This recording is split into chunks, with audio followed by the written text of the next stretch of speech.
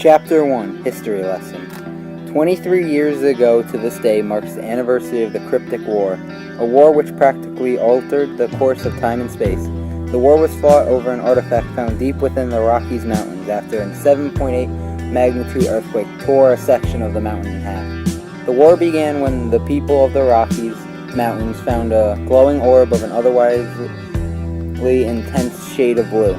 Some believe that this orb should be left as is in order not to disturb the cosmic flow of the universe, while others said the orb's immense power should be harnessed and potentially used as a power source for the whole continent or some other use. The orb was kept a secret and closely guarded by a group of elite CIA members.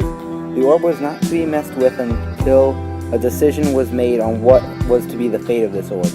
One late September evening, an unexpected immense snowstorm hits the Rockies. The guards were forced to allow the orb to be buried by the blankets of snow. The snowstorm lasted 18 hours and dropped an impressive 17 inches of snow. The agents then used large warm air blowers to uncover the orb from the mountain, but to their surprise, the orb was not in its original resting place.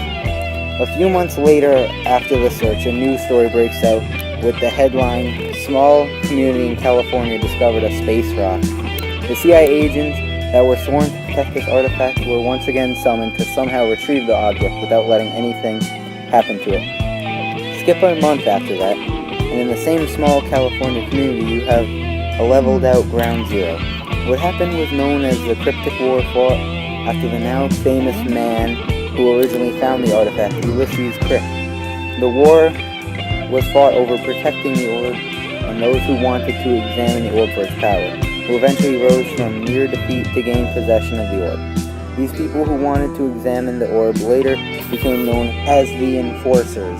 Now in a country where the population has decreased by 65% due to the war, a new government arises. The Enforcers at the top of the government.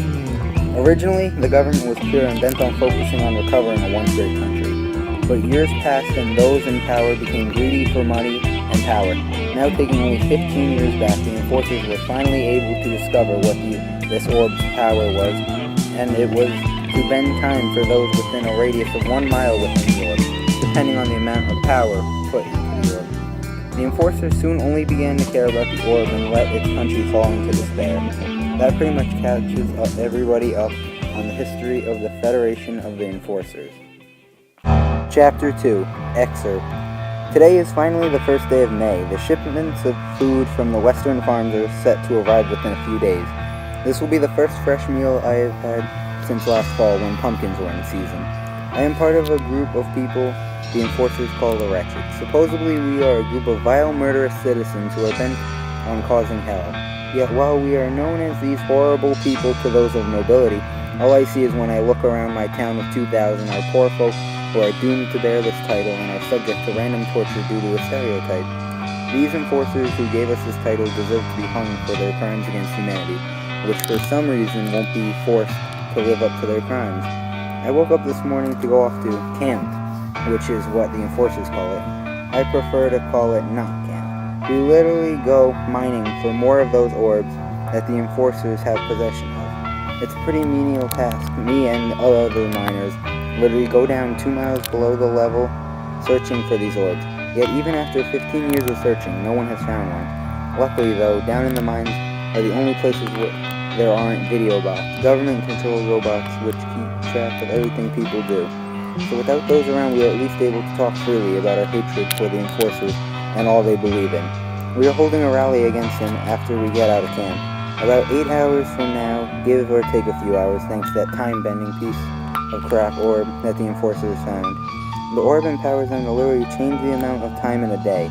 If productivity is down, then they will make the day 36 hours so that people can work 24 hours to make up for the lost whatever the Enforcers want.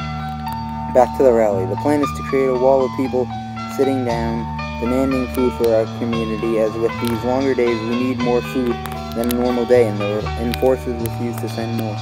So we will rally to help feed our communities. I'm off to bed now. Hopefully tomorrow will be a better day. Today is a bitter 20 degrees, so we will all have to dress warmly for the rally. As we set up all our people, we see the tanks roll in. No, not the machine, but the people.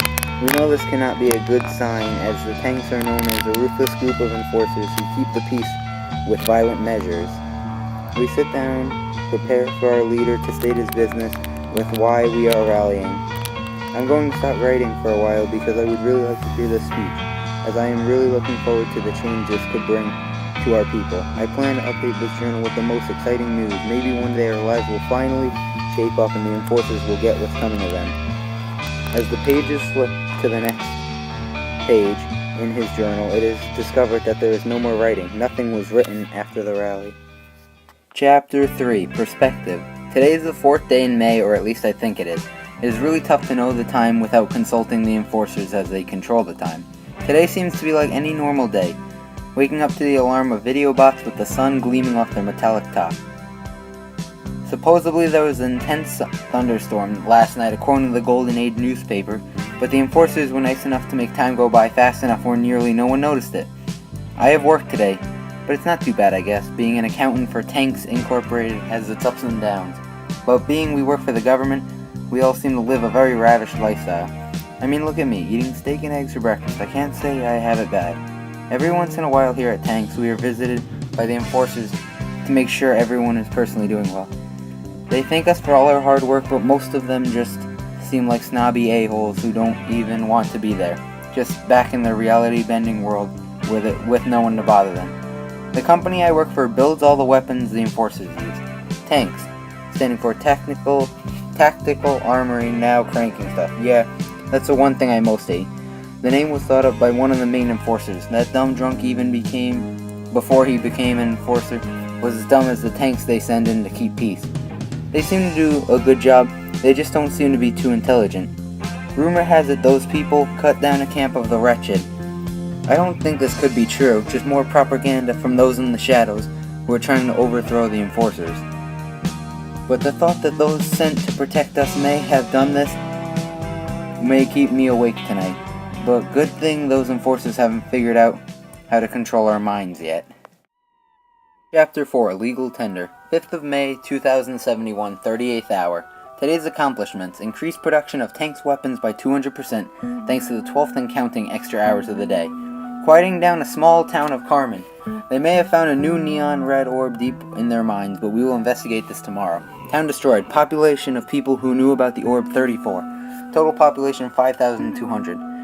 Current population after today 0. Dodging questions about the potential orb. Throwing the chief enforcer's birthday party was a success. Cake and other supplies donated in late celebration of the FTE's anniversary by North Korea. Production of corn crops up 12%. Additional mine ground 2 cubic miles. Note from the documenter. Overall a successful day. We had to put down a whole nother town on their knees and eliminate them due to their suspicion about this new potential orb we may have found, which is great news. I wonder what power this new orb may be able to grant us enforcers, but I cannot wait to get my hands on it. In searching for this new orb, there was a slight rumble felt from the mountainside that some villagers complained about. This could cause a collapse of the mountainside, and I hope we are able to retrieve the orb before that and have any miners from another town get back to work and find more. Luckily, it's not my life on the line. Signed, Ulysses Crick.